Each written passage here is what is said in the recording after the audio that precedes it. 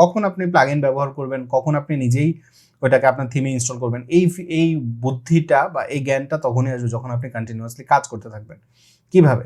যেমন ধরেন আপনি আপনার ওয়েবসাইটের যে হেডার ফুটার, এই যে দেখেন আমি একটা হেডার ফুটার সেটআপ করার জন্য আমি এখানে কিন্তু একটা প্লাগইন ইনস্টল করে নিয়েছি, ইউএই, ইউনাইটেড আরব আমিরাত না, এটা হচ্ছে এলিমেন্টর হেডার ফুটার প্লাগইন ছিল আগে আর কি।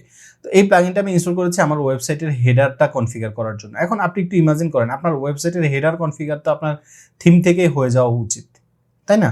কিন্তু আমরা এখন কাস্টমাইজেশন শিখছি, আমরা এখন অত কিছু জানি না, মানে ডেভেলপমেন্টের ফাউন্ডেশনটা জানি না, যে কারণে আমরা এখন কি করছি, আরেকটা প্লাগইনের উপর আমরা ডিপেন্ডেন্ট হচ্ছি।